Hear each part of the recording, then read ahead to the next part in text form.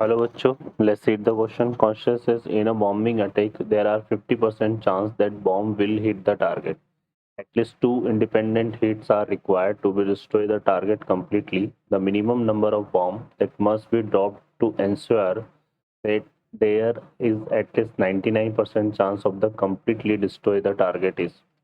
Solve करते हैं question को. इस क्वेश्चन के लिए जो की कॉन्सेप्ट है वो देख लेते हैं. यहाँ पर हम की कॉन्सेप्ट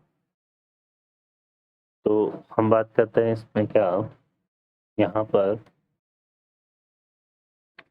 कॉन्सेप्ट के लिए हम इसमें यूज करेंगे इसको बाइनोमियल डिस्ट्रीब्यूशन. इसको हम बाइनोमियल डिस्ट्रीब्यूशन को हम इसमें यूज में लेंगे, है ना. सॉल्व करते हैं क्वेश्चन को.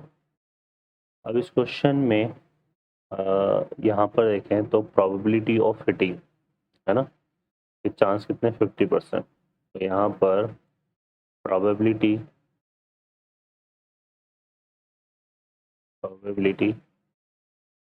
Of hitting the target. ठीक है, टारगेट के हिट होने की जो प्रोबेबिलिटी है वो हो जाएगी हमारे पास. इसको हम कंसिडर कर लेते हैं P और ये इक्वल टू कितना जाएगा 1/2, है ना. ठीक है, तो ये आ जाएगा हमारे पास. और not hitting the target, not hitting the target, इसको हम लेते हैं Q. ठीक है, तो ये आ जाएगा हमारे पास कितना, ये भी 1 - 1/2 होगा. ठीक है, तो अब हम सॉल्व करते हैं प्रॉब्लम को. तो फर्दर देखिए यहाँ पर क्या है, हम ले लेते हैं यहाँ पर late n be the minimum number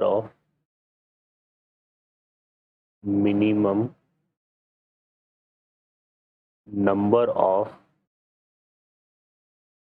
bombing.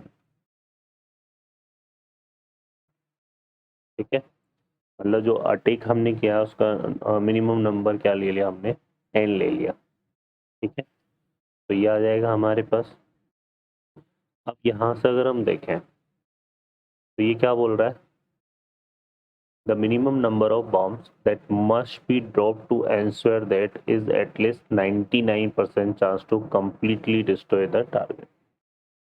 ठीक है, तो इसके लिए हम यहाँ पे क्या ले लेते हैं, तो ये क्या हो जाएगा हमारे पास, हमें completely destroy the target 99% बोल रहा है ये. तो हम क्या कर लेते हैं, जो टोटल प्रोबेबिलिटी है 1, उसमें से not destroy the target, not destroy the target, है ना, target, not destroy the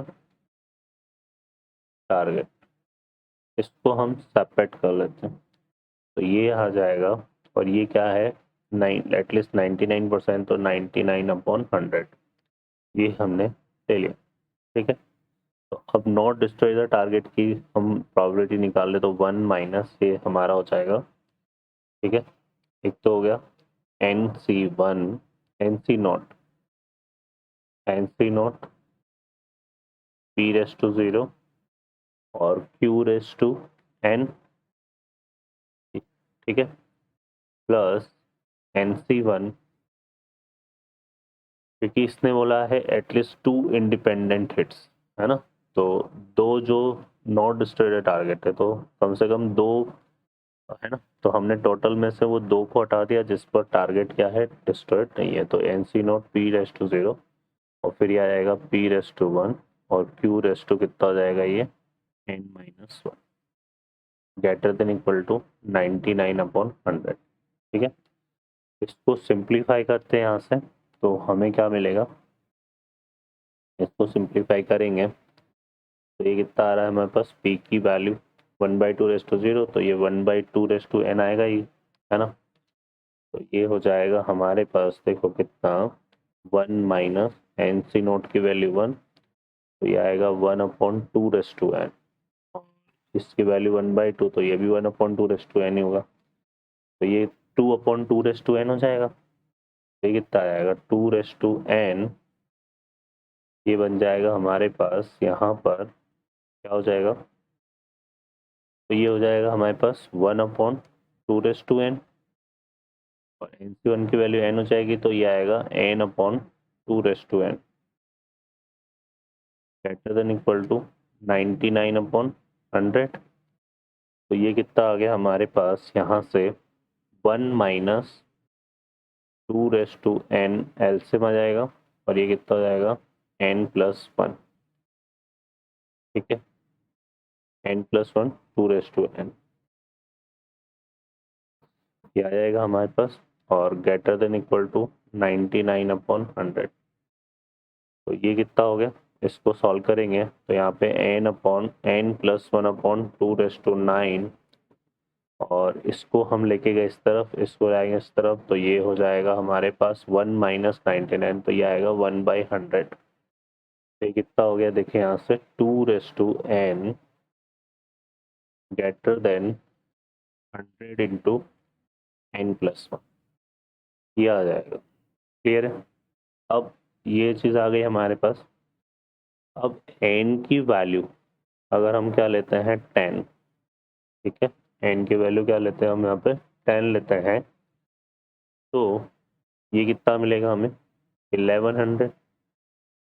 कितना हो जाएगा ये, ये हो जाएगा हमारे पास 210 ग्रेटर देन इक्वल टू 1100। तो ये क्या हो गया, ट्रू नहीं होगा रिजल्ट, ठीक है ना। और n की वैल्यू अगर हम लेते हैं 11, तो 211 ग्रेटर देन इक्वल टू ये कितना आएगा, 1200, जो कि हमारा क्या होगा, ट्रू है, ठीक है। तो ये रिजल्ट हमारा क्या हो जाएगा, ट्रू हो जाएगा, है ना। तो ये बोल रहा है the must be drop then the minimum number of bombs, है ना। तो मिनिमम नंबर ऑफ बॉम्ब्स हमारे पास क्या हो जाएंगे, मिनिमम नंबर ऑफ बॉम्ब्स 11 आ जाएगा, तो ये आंसर हो जाएगा।